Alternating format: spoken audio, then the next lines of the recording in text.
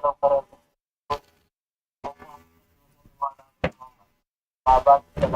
warahmatullahi taala wabarakatuh. Mga katulong mga mapalang ng pagkakama. Kita mayroon po Startan ko na.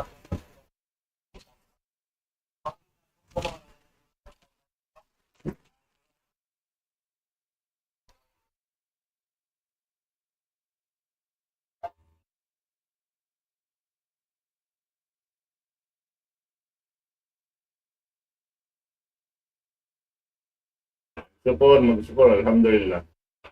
Insyaallah taala na indimir kato pang matyan na sa pasungtong po ini insyaallah taala. Meron na rumain din kan sekta di Albani pada topal siya na cukup.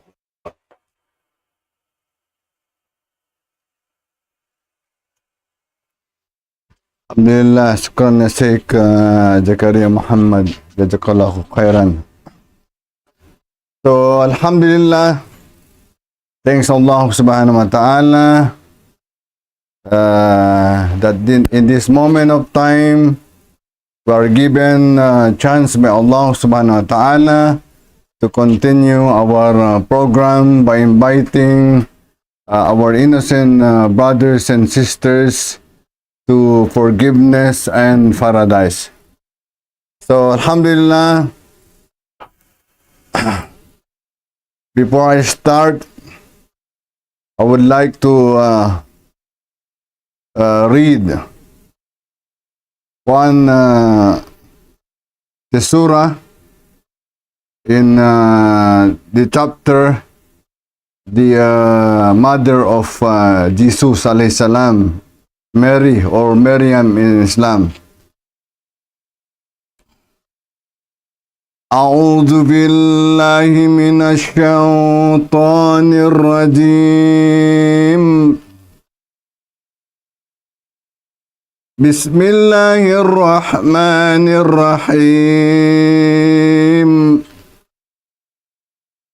يا أخت هارون ما كان أبوك امرأ سوء وما كانت أمك بغيا وأشارت إليه قالوا كيف نكلم من كان في المهد صبيا فأشارت إليه قالوا كيف نكلم من كان في المهد صبيا قال إني عبد الله آتاني الكتاب وجعلني نبيا وجعلني مباركا أينما كنت أوصاني بالصلاة والزكاة ما دمت حيا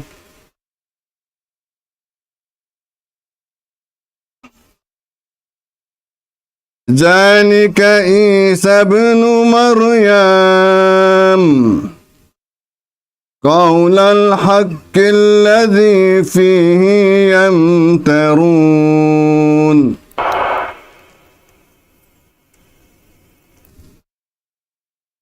ما كان لله أن يتخذ من ولد سبحانه إذا قضى أمرا فإنما يقول له كن فيكون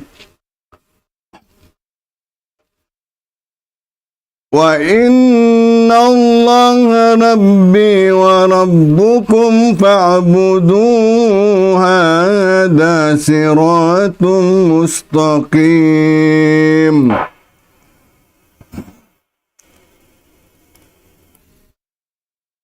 So, alhamdulillah, in the translation of the meanings of the Quranic verse that we have just recited,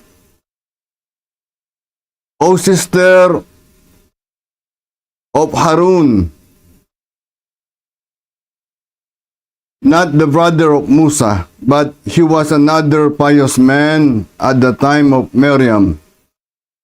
Your father was not a man who used to commit adultery, nor your mother was an unchaste woman.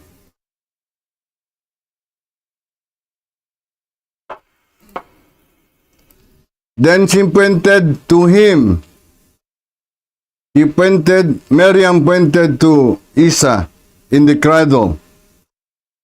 They said, how can we talk to one who is a child in the cradle? Isa said, Isa alayhi salam answered them, verily, I am a slave of Allah. He has given me the scripture and made me a prophet. And he made me blessed wherever I be. And has joined on me as salah and zakah. Subhanallah. As long as I live. And dutiful to my mother, and made me not arrogant, envious. And salam, peace be upon me, the day I was born, and the day I die, the day I die, and the day I shall be raised alive. Such is Isa, Jesus Christ, son of Miriam. It is a statement of truth about which they doubt or dispute. It befits not the majesty Allah that he should beget a son. This repel to the slander of the Christians against Allah by saying that Isa is the son of Allah. 𝗟𝗏𝗾𝗆. Glorified and exalted be he above all that they associate with him. When he decrees a thing, he only says to it be, and it is. وَقَضَى رَبُّكَ. Isa said, verily Allah is my Lord and your Lord, so worship him alone. That is the straight path. Allah's religion of Islamic monotheism, which he did ordain for all of his prophets. Alhamdulillah, Rabbil Alamin.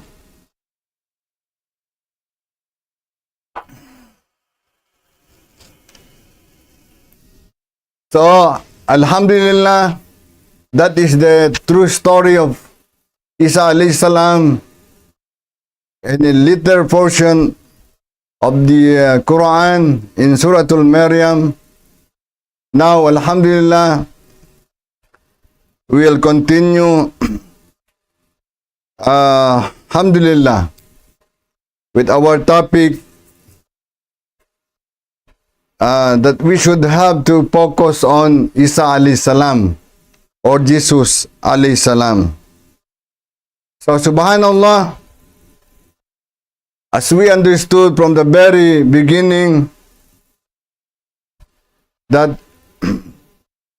majority of the Christians and Jews believe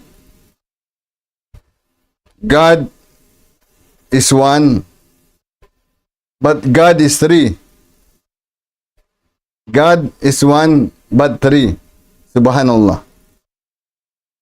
So is Jesus God or part of God? So that is what we are going to, inshallah, to elucidate in our topic tonight. So, Alhamdulillah, according to Matthew chapter 19, verse 16 to 17, one came and said unto him, Good Master, what good thing shall I do that I may have eternal life? And he said, Jesus, why callest me thou good? There is none good but one, that is God, Allah. But if thou wilt enter into life, keep the commandment. So why callest thou me good? Or in modern term, English, why do you call me good?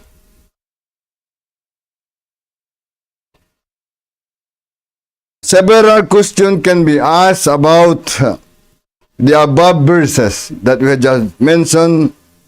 Some of the intuitive ones are, why do you call me good? Why did Jesus question his own goodness?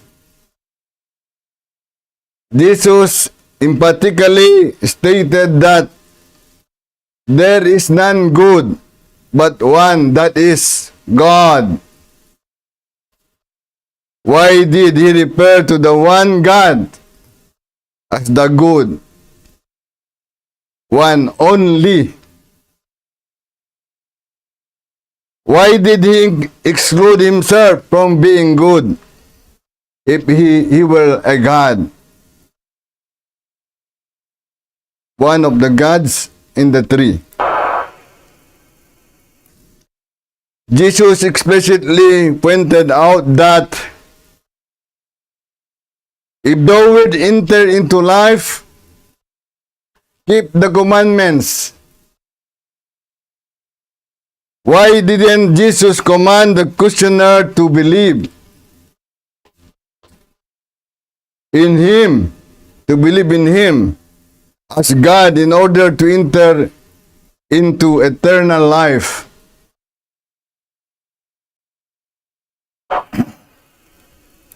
Based on Jesus' testimony, isn't keeping the commandments enough for getting eternal life?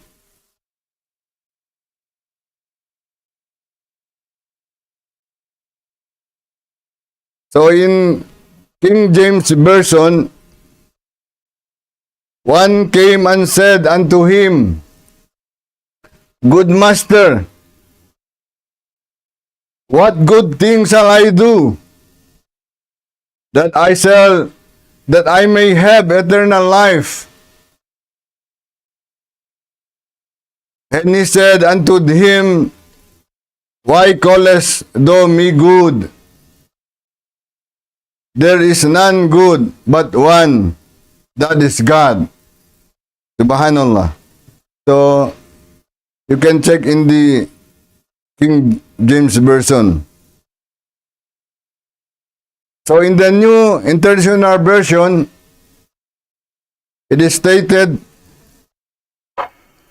Now a man came unto Jesus and asked, Teacher, what good thing must I do to get eternal life? Jesus said, why do you ask me about what is good? Jesus replied, there is only one who is good. If you want to enter life, obey the commandments. Subhanallah. He never said of his divinity.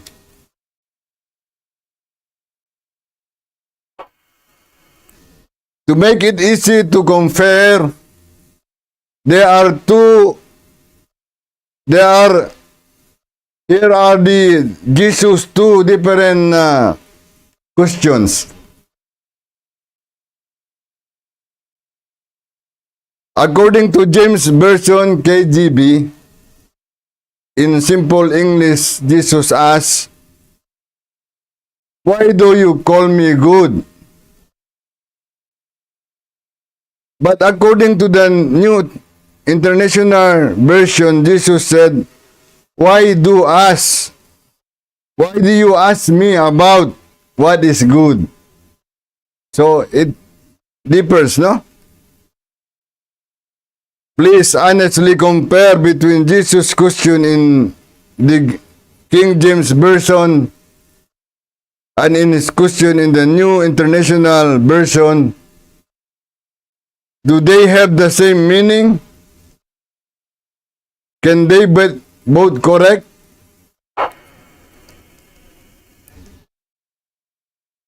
Going back to the critical question, is Jesus God?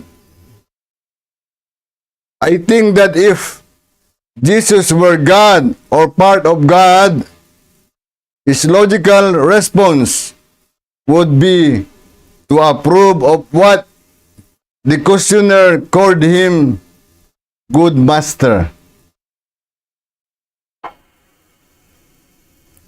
Sound reasoning and plain logic tell us that God is good.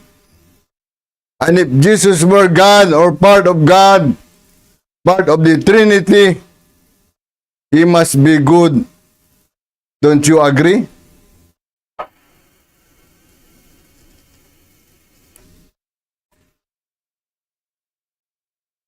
Presumably, some of the possible expected responses that Jesus could alter in response to the young man saying, good master, include,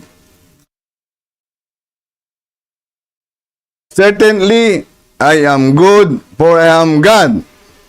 It should have been like that. You are right, I am good.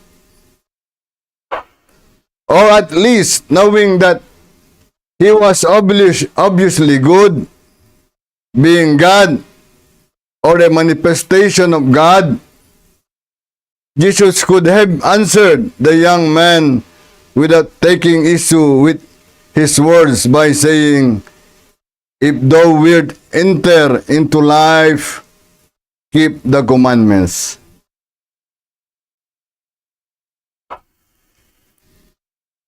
But astonishingly,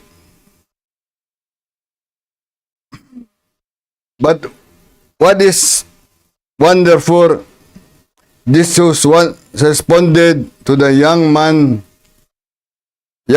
words, good master, with something expected. He denied that he was good, wondering, why do you call me good? So instead of denying his goodness, wouldn't it have been more reasonable for Jesus to seize the occasion and acknowledge that he was good, since he was God, or a manifestation of God, of the one God? If such were the case, why would he refer to the true God alone and not reveal his own good divinity? Was he hiding the truth about himself from the questioner? Now, in John 17, verse 3, now this is life eternal, that they know you, the only true God, and Jesus Christ, whom you have sent. I repeat, now this is life eternal, that they know you, the only true God, and Jesus Christ, whom you have sent. So, subhanallah, if he was a powerful God, it is questionable that another powerful God sending one God, and they understood in their fictitious mind that God is one but three. God is one but three. Subhanallah. And they have different the responsibility. So in this verse, Jesus again distinguishes himself from the only true God. It is this only true God who created and sent Jesus. So, who has the full authority to command and send? The only true God or Jesus? Who is greater? The one who orders and sends, or the one who is ordered and sent? We can see also in Timothy chapter 2 verse 5, there is one God and one mediator between God and man, the man Jesus Christ, Jesus. This verse points out to two identities. One God, and one mediator, Jesus.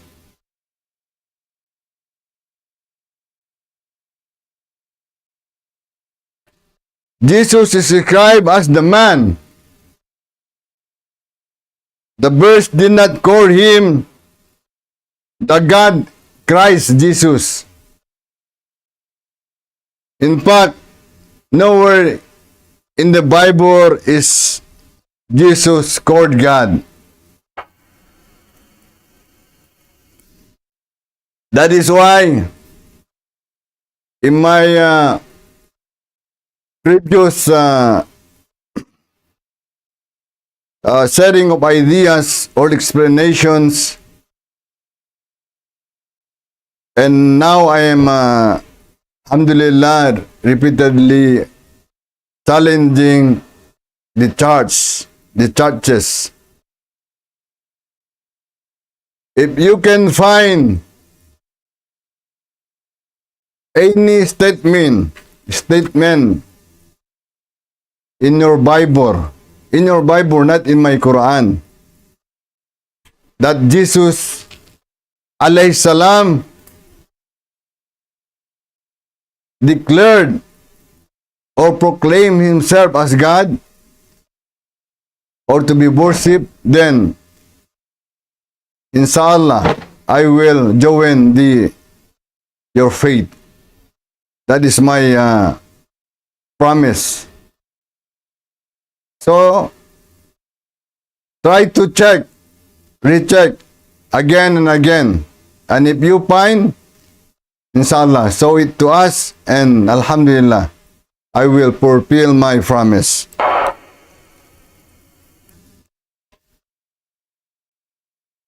To further discuss and answer the question, is Jesus God or part of God? Let us carefully, critically, and objectively read the following parts of verses reported in Matthew chapter 4, starts from 1 to 10. Then Jesus was led by the Spirit into the desert to be tempted by devil. 𝗟𝗜𝗵𝗆. After fasting 40 days and 40 nights, he was hungry. Subhanallah, God is hungry. Again, the devil took him to a very high mountain and showed him all the kingdoms of the world and their splendor. And he, the devil, said to him, Jesus, all this I will give to you if you fall down and worship me. La hawla wa la quwwata.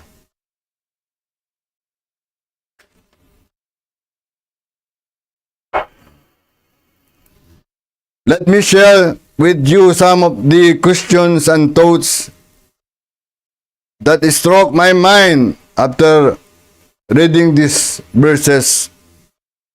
The Bible says Jesus was led by the Spirit to the desert. I wonder who has more authority and more power, Jesus or the Spirit? Why didn't Jesus lead himself to the desert if he were God? Does God need someone to lead him?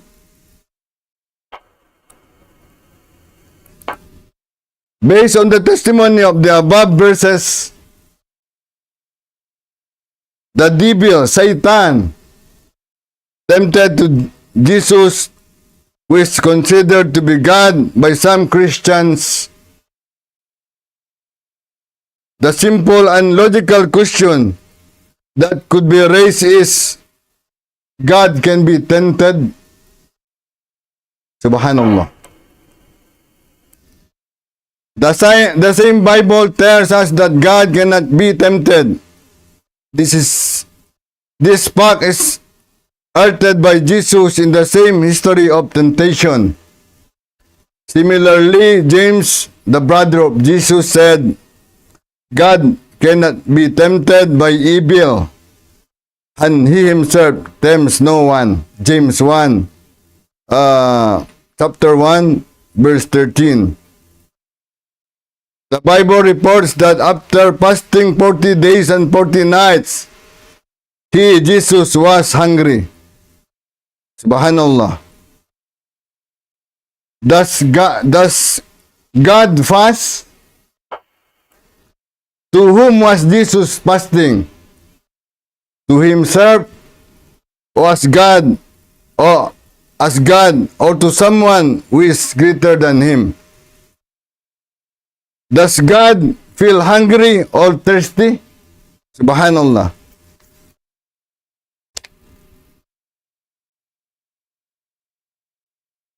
In the story of the temptation of Jesus, alayhi salam, you find this heading in several Bibles. We came to discover that devil Satan moved and controlled Jesus.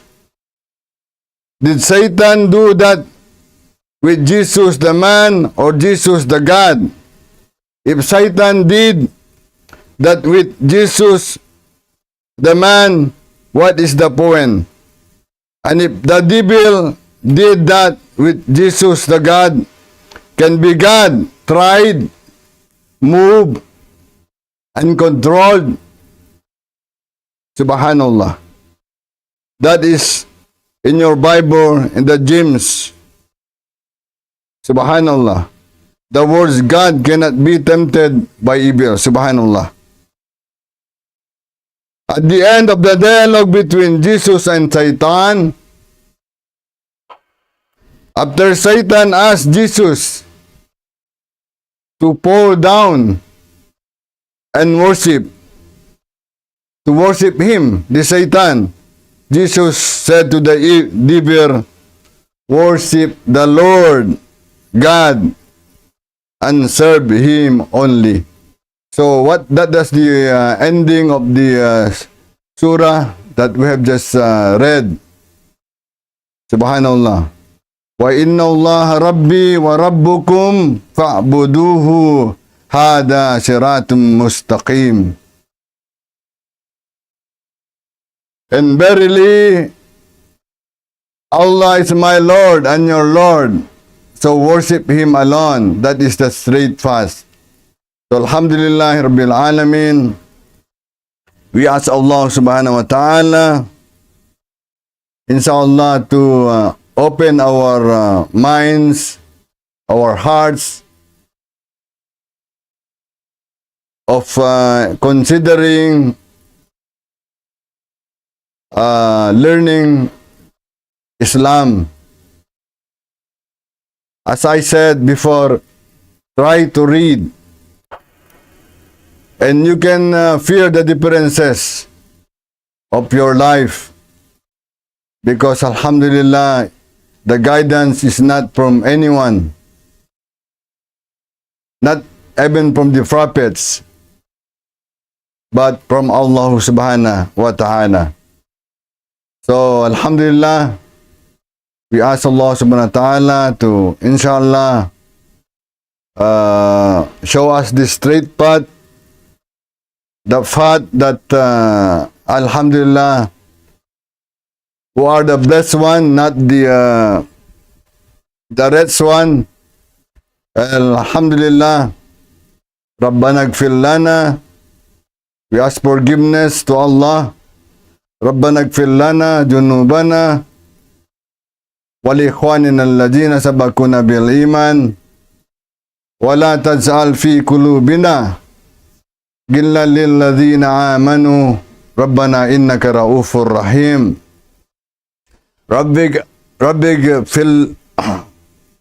Rabbana afriq alaina sabran wa thabbit ahdamana wansuna 'alal qaumil kafirin wansuna 'alal qaumil munafiqin wansuna 'alal qaumil zalimin wansuna 'alal qaumil mufsidin wansuna 'alal qaumil mu'tadi.